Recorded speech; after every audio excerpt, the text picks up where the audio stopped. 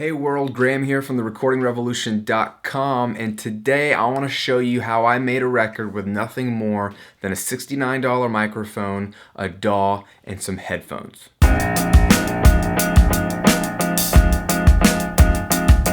Alright, so earlier this week I released my brand new EP. It's called What Lies Beyond. You can go check it out, download it for free, name your price, listen to it, whatever. And if you like it, let me know. That'd be awesome. But the interesting thing about this EP is that a few months ago I decided to do something crazy and make it completely backwards from the way I normally work. I did something called the creativity switch. You can watch that video if you want a little bit more details about it.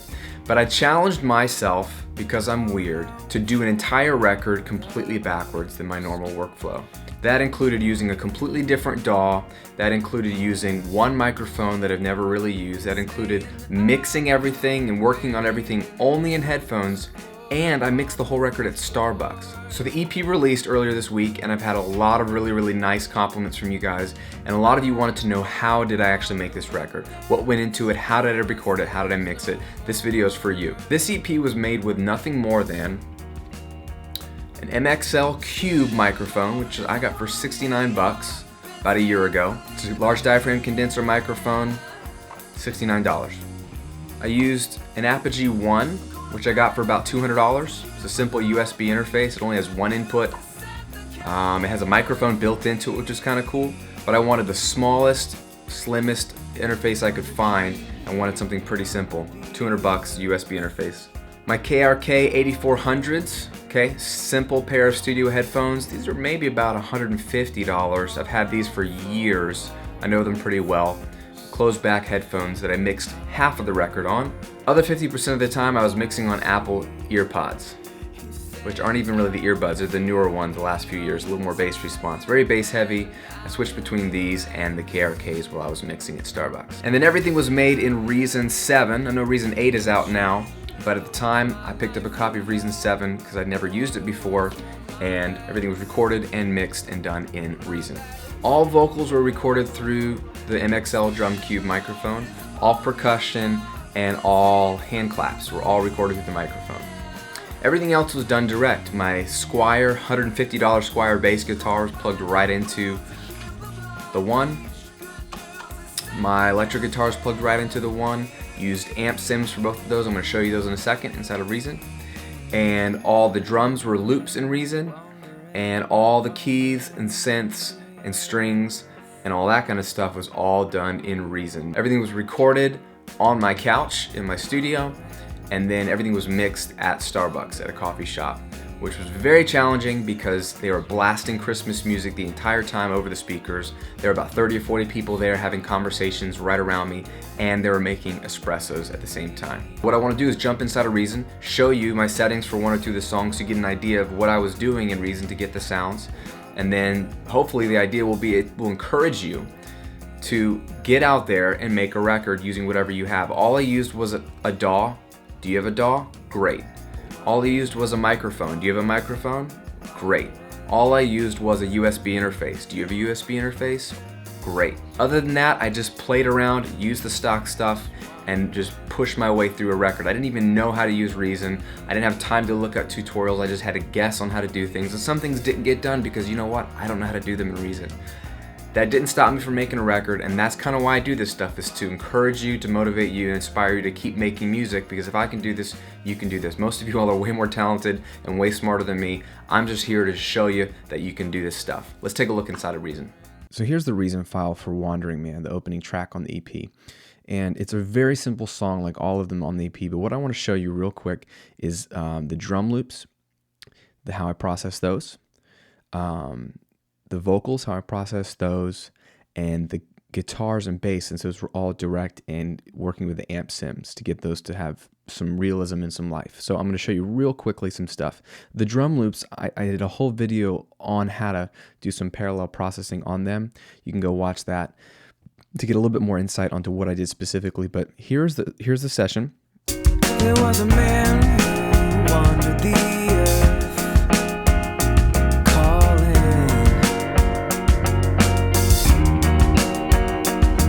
calling out for all the bruised and broken.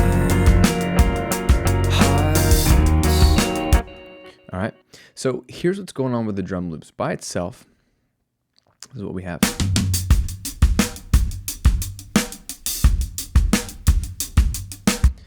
Up here in the mixer, you see I've got drums, then P drums 1, P drums 2, P drums 3.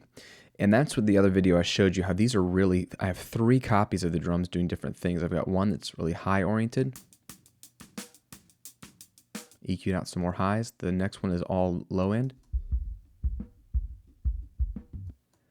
And the third one is like slammed with heavy compression, and I crank the input on the mixer.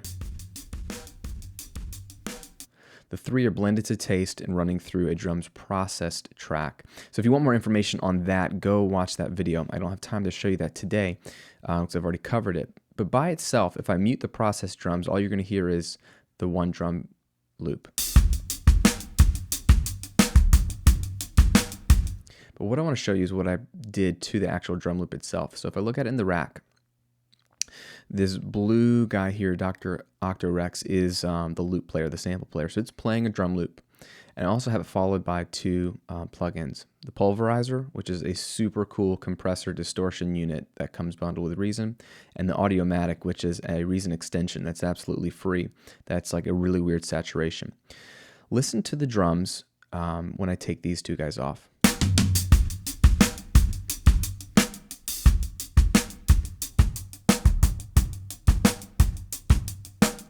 That was the drum loop. That's the raw drum loop, except for maybe some EQ up here in the mixer. Turn the EQ off. And okay, so this is the raw drum loop right now.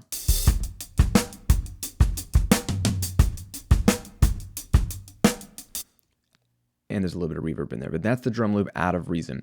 What I did first was try to just slam it. So the Pulverizer gives you compression, like really, really heavy compression, but it's got a wet dry knob so you can blend to taste. So I've squashed it, but just blended, maybe 40% of the wet signal. So it's mostly the uncompressed, and then I'm blending in some compressed, and also has some distortion, some dirt. There's a dirt knob. So by adding that compressor, you get some pump, right? Check this out.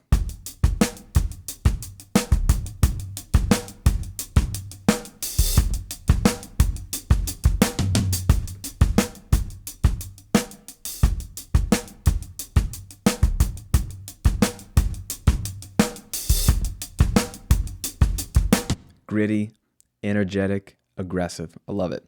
I followed that with the Audiomatic, and I set it on the tape saturation. This thing can make everything sound really, really weird, or it can be really, really subtle. You pick a setting, and then you can also dial in the wet and dry knob, and there's a transform knob. So you have basically 3 ways to dial in totally different tones on this thing, but this changes the tone of the drum loop. Take a listen.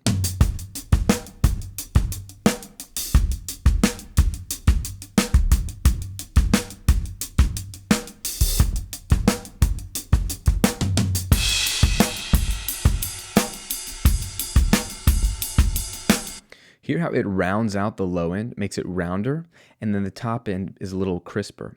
I love saturation on very transient, heavy things, and drums are one of those. It does some natural compression, and it absorbs certain frequencies in a way that's very musical. So if you ever want to get a different tone out of your drums, throw some kind of saturation on it and let it play with the tone of your drum. So these 2 things are basically inserted in the drum loop, okay? I kind of played with these on recording day because I felt like they got the tone on the drums where I wanted them to be. There was a little bit of EQ up here in the mixer. So if I make this a little bit bigger. Looks like I scooped out some 426 at about 3 dB. And that was it. Scooped out some low end. Cleaned it up a little bit.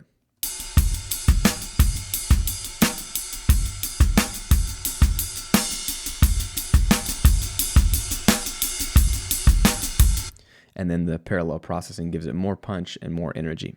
All right, and here are the vocals. Again, these were recorded through the MXL Drum Cube. Again, $69 mic I got off of Amazon, I think, on sale a year ago. I saw it randomly and picked it up. I've used them for drum overheads before on my last record. They sounded great, and I used them on vocals this time around. Here we go. There was a man who wandered the earth, calling calling out for all the bruised and broken hearts, saying I've come bearing good news for all who are poor. Sloppy edits and all. I didn't have time to mess around with that in Reason, but you don't even hear them. They're all over the place. I think there's a really bad punch in right here. All of your debts, you are slaves. Yeah, that's horrible. That's absolutely horrible. But I had no time, no time to fix it. Just goes to show that sometimes it's not the little things that matter; it's the big things. So the vocals on this track here, Vox. If I look at it in the rack, I've got Neptune, which is like a live auto-tune thing, kind of tightening it a little bit. It's not perfect, just like auto-tune isn't really perfect. I prefer something like Melodyne where I can go in and control every note, but it's just reining in my vocal a little bit. And then I've got the same pulverizer on it because I'm squashing it, doing parallel processing on my vocal, basically. Super heavy compression and distortion. So listen to the vocal by itself. There was a man who wandered the earth, calling. So that's the raw vocal. Let me take off my EQ, actually. Not fair. There is EQ in here. Raw vocal after Neptune. Calling out for all the bruised and broken hearts. Now on recording day, I slapped on this compressor because I couldn't record through any compression. So I kind of slapped this on after the fact to kind of get compression as if I were running it through a compressor on day one. Saying Go back here. there was a man who wandered the earth, calling.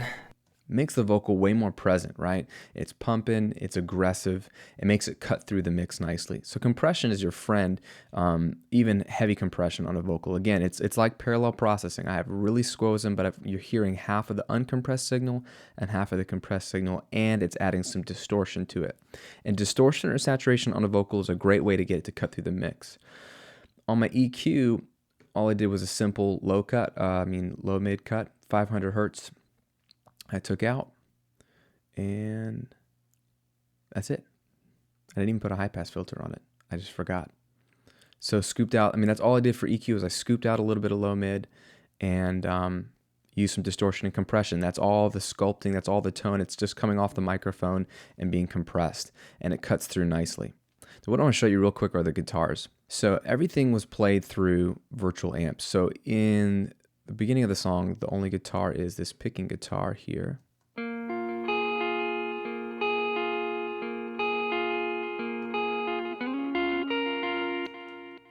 And we're using the built-in Line 6 guitar amp.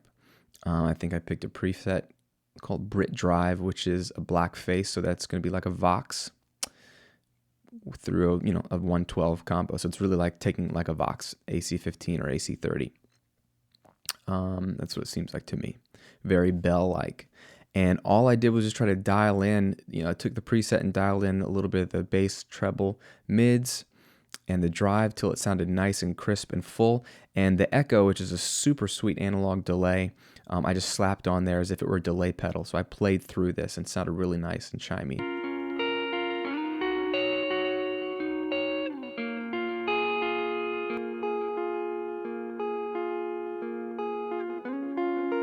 So that's the direct signal, and this gives a nice tone.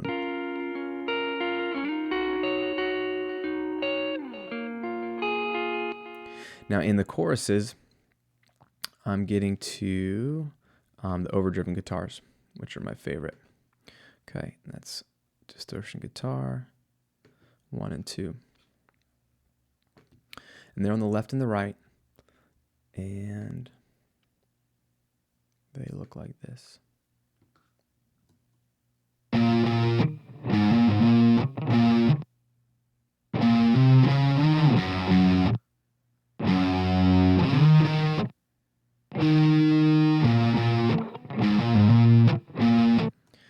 One is, there are two different presets. Again, I wanted two different tones I wanted to be very fuzzy and overdriven, but actually they're not as overdriven as they were. I dialed back the drive. I wanted them to cut through and be punchy and be thick. So the one on the left here, let's see if I can solo that one.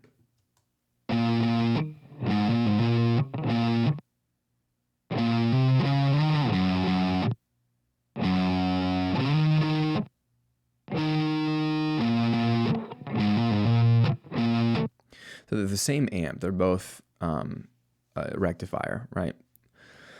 A dual rectifier, and they're both played through 412s. They're two different cabinets. So that changes the tone slightly. One's the greenbacks and one's the Mesa cabinet.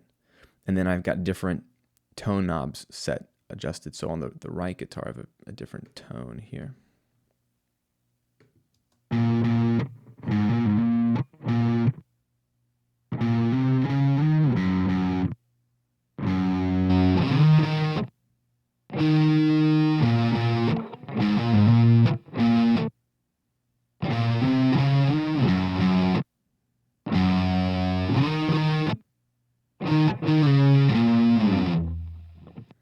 Again, just when I was recording, I knew I needed to have different amp settings so they would cut through the mix differently, and that allowed EQ to be pretty simple. I EQ'd these in mono, and so I found different frequencies to mess around with. Looks like I did a nice little boost here at 800, and then a boost at 1.4K, and then they both got low-mid cuts. So I found there's sort of sweet spot frequencies that are different, and I emphasized those to make the guitars cut through the mix nicely. Final thing I want to show you is the bass guitar, because that was direct as well. Let's get that up here.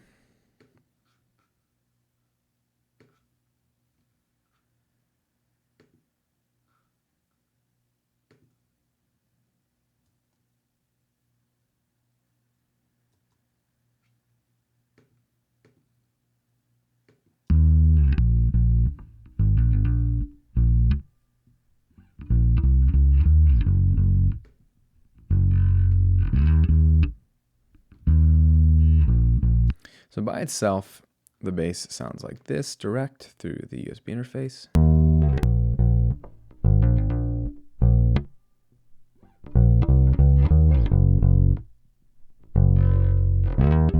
It's just plugging the bass direct. The Line 6 bass amp on Clean Rock through an 810 cabinet gives you this. Right, round, a little bit rounder, a little more overdriven. And then I'm running it through the Audiomatic tape distortion as well.